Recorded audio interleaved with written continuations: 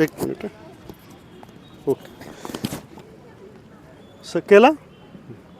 कर्मवीर भाऊराव पाटलांनी 100 वर्षापूर्वी शाळा उभ्या केल्या आणि गोरगरिबांपाशी ज्ञानाची गंगोत्री पोच केली. त्यावेळेस शिक्षणाची गरज होती सर.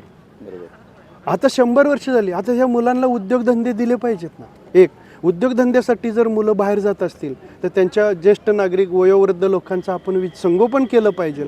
मग ती घरं ते वाडे रिकामे पडले. आज सातारची वाडे रिकामे पडणं हे सातारच्या विकासाच्या दृष्टीने चांगलं आहे का? तर नाही. तर तुम्हाला काय वाटतं की 50 वर्षाचा सातारा कसा असावा? काय केलं पाहिजे नगराध्यक्ष या नात्यानं? मी काय केलं पाहिजे? बरोबर. आता आम्ही गेले भरपूर दिवस जातो इथनं, म्हणजे ग्राउंडलाही असतो. लेडीजला भरपूर प्रॉब्लेम आहे इथं वैयक्तिक. आता आम्ही तर इथं बघण्याचा दृष्टिकोन. जेंट्सला पण नाही, स्वच्छता आहे कधीच नाही. म्हणजे आम्ही बघतोय ना, स्वच्छता नाही, म्हणजे पाणी कधी वेळच्या वेळ नाही, काही नाही. हे व्यवस्थित इथलं एक मेन माणूस राहतो ते तर. म्हणजे या जिल्हा परिषदेच्या मैदानावरती चारही कोपऱ्यात चारही दिशेला टॉयलेट असणं गरजेचं आहे. ते नगरपालिकेने मेंटेनन्स पाहिजे. आणि विशेषतः स्त्रियांची संख्या पुरुषांबरोबर आहे, म्हणजे कर्तृत्वात पण आहे, सातारच्या प्रगतीमध्ये पण आहे. मग स्त्रियांचा विचार करून आज नगररचना किंवा नगराची सुधारणा करताना त्यांना टॉयलेटच्या जागा नाही आहेत. आणि ज्या शाळांमध्ये टॉयलेट आहे ते शाळांमधनं मेंटेनन्स होत नाही. पण लहान मुलांसाठी शाळेमधले जर 2-2.5 हजार विद्यार्थ्यांना जर टॉयलेटचे मेंटेनन्स होत नसेल तर तो नगरपालिकेने बघितला पाहिजे. कारण ते उद्याची भावी पिढी आहे. झालेला परवा इव्हेंट झाला. हो. आता बाहेर नाही येणार आहेत आपल्या सातारामधले तर नाही, पण बाहेर नाही येणाऱ्या माणसांच्या पण मनात काय झालं असेल त्याबद्दल. हो. सातारा आपण म्हणतो सगळं व्यवस्थित किंवा हे स्वच्छता किती. आता आम्ही 2 दिवसानंतर गेलो, सगळं इकडे पडलं सगळं. इथे स्वच्छता पाहिजे इथं. नाही पण आता हे व्यायाम करतात, ह्यांचं करिअर आहे, हे कुठल्या ना कुठल्या तरी अकॅडमीसाठी काम करतात, मैदानावर सतत ते खेळणार आहेत, यांच्या पायामध्ये शूज आहेत म्हणून द्या सोडून. पण आता जे रनर आहेत काही वेळेस तसेच पळतात. तर हे जी परिस्थिती आहे, एखादं युनिट उभं केलं आपण, एखादं प्रदर्शन केलं तर त्याच वेळेस त्यांचं योजना पाहिजे की मला हे सगळं रिकामं करून द्यायचं आहे. आणि याची देखभाल पण व्हायला पाहिजे. जिल्हा परिषदेचं भाडं घेतलं म्हणजे आपलं काम झालं असं होत नाही ना. त्याची व्यवस्था. आता हे बघा गोळाफेकची तयारी करतात, हे कितपत म्हणजे यांच्या सुरक्षितेचं काय बघा. इकडं तिकडं पसारा पडलेला आहे, हे अपेक्षित नाही. ज्याला तुम्हाला कधी न्यायचं आहे तेव्हा नाही, पण तो पसारा बाजूला ठेवला पाहिजे, मैदान स्वच्छ केलं पाहिजे. असं नाही का तुम्हाला वाटतं? बरोबर आहे सर, अगदी बरोबर. मग तुम्हाला कसा अपेक्षित आहे? सातारचा विकास कसा पाहिजे तुम्हाला पुढच्या दृष्टीने सांगा. कंपन्या, IT कंपन्या तर झाल्याच पाहिजे तिथं. म्हणजे मुलं काय होतात तिथं शिक्षण सगळे घेतात. आता आम्ही पण सर जॉब पुण्या मुंबईला केला 1 वर्ष 2 वर्ष, परत सातारमध्ये आलो. प्रत्येकाचे घरात 1-2 जण तरी आहेत पुण्यात मुंबईला जॉबला आहेत. कंपन्याच थोडासा विषय तो खरं तर म्हणजे थोडा वरच्या लेवलचा विषय. कुठल्या की नगराध्यक्षाच्या अधिकाराचा वरचा आहे.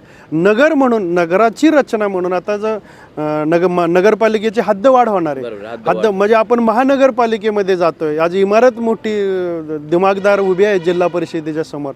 तर हद्दवाढीमध्ये तुमच्या अपेक्षा काय आहेत नगराध्यक्षांच्या? हद्दवाढी म्हणजे आता रस्त्याची सोय, म्हणजे आपण स्थानिक मोठ्या शहरांची तुलना करून आपलं शहर डेव्हलप झालं पाहिजे असं सांगा तुम्ही मला. आता स्ट्रीट लाईट सगळ्या, म्हणजे स्ट्रीट लाईट, रस्त्याची सोय, नाल्याची सोय प्रॉपर झाली पाहिजे. सुरुवात आपल्यापासून केली नंतर सगळीकडे होऊ शकतं. म्हणजे काय म्हणतो आपण कॉलनीत किंवा सोसायटीत. आता आमच्या इकडे बऱ्यापैकी आहेत तशा, पण काही भागात काही गावात सर सातारा जिल्ह्यामध्ये पण रुग्णांना म्हणजे पेशंटला घरी जायला पण गाडी नसते. अशा रानातनं रोड किंवा तुम्हाला असं वाटतं की नगरपालिकेच्या रुग्णवाहिनिका हव्यात, नगरपालिकेच्या शववाहिनिका व्हाव्यात, असल्या पण सर वेळच्या वेळ पोहोचत नाही. ओके. नगरपालिकेच्या सिटी बस हव्यात. आता सर मागच्या आठवड्यात एक ॲक्सिडेंट झालेला कुठं अमरलक्ष्मी चौकात. एक माकडला उडवलं ट्रकवाल्याने. आम्ही जस्मिन ताई आमची मैत्रीण आहे, अफगाण जस्मिन, ते विकेअरचं बघते सगळी. तिला फोन केला, शेवटी तिनं हे करून मग गाडी आली अवेलेबल. त्यात एक म्हणजे एक हे झालं. तुम्ही आत्ताच्या प्रशासनाला थोडे नाराज आहात का? सुखसोयी मिळत नाहीत असं तुम्हाला म्हणायचं का? त्या अद्यावत असाव्यात का? अद्यावत अशा ॲडव्हान्स पाहिजे. ॲडव्हान्स पण आपण होतोय पुणे सातारा, पुण्यासारखं सातारा आपल्याला करायचं. अगदी ते करण्याचा मी प्रयत्न करेन.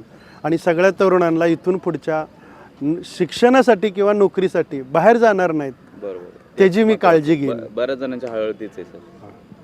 सातारा आपला जो सातारचा इतिहास आहे, जो गादीचा इतिहास आहे, जो घराण्याचा इतिहास आहे, तो मुलांच्या अभ्यासक्रमात आणि संस्कारात पाहिजे की नाही, बरोबर आहे. तो मी देण्याचा प्रयत्न करणार आहे. कारण मला अभिमान आहे सातारचा, मला गादीचा अभिमान आहे, मला इतिहासाचा अभिमान आहे, मला इथल्या राजघराण्याचा अभिमान आहे, कारण मी सातारचा नागरिक आहे. मग माझा इतिहास हा मी नगराध्यक्ष झाल्यानंतर मुलांच्या अभ्यासक्रमात, मुलांच्या संस्कारामध्ये, नगरपालिकेची शाळा असेल, खाजगी शाळा असेल किंवा शाळा असेल, कोणतीही असेल, अभ्यासक्रमात, कारण आपल्या साताऱ्यांनी साहित्य खूप दिले. बरोबर. नाट्य, नृत्य, गायन, वादन, ललित कलेमध्ये आपला सातारा फार पुढे आहे, इतिहासामध्ये पुढे आहे, पराक्रमामध्ये पुढे आहे. आज नाही म्हणलं तरी आपल्याला माहिती आहे की सैनिक दलामध्ये सुद्धा मिलिटरी हापसिंगेसारखं आपलं अख्खं गाव, आपलं. हा अभिमानाची गोष्ट आहे. बरोबर आहे, अभिमानाची गोष्ट. हे वर्णनाच्या गोष्टी नाही. बाहेर मग आपला त्यांचं डंका बाहेर पण वाचतो. मग त्यांचा इतिहास पुस्तकात कसा येईल?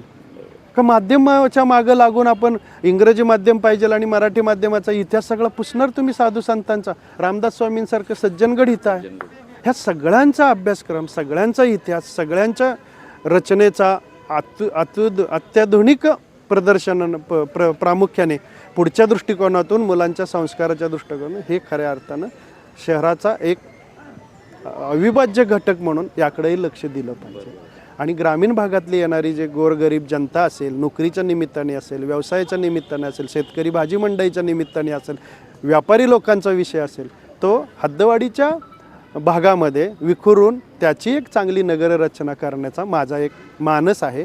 आपण सर्वांनी, जर तरुणांनी, सातारकरांनी, सुज्ञ नागरिकांनी जर आपण मला मतदान केलं तर आपण आपल्याच विचाराने आपण एक कमिटी उभी करून तुमच्या सल्ल्याने उद्याचा सातारा उभा करू, असं मला वाटतं. खूप बरं वाटलं.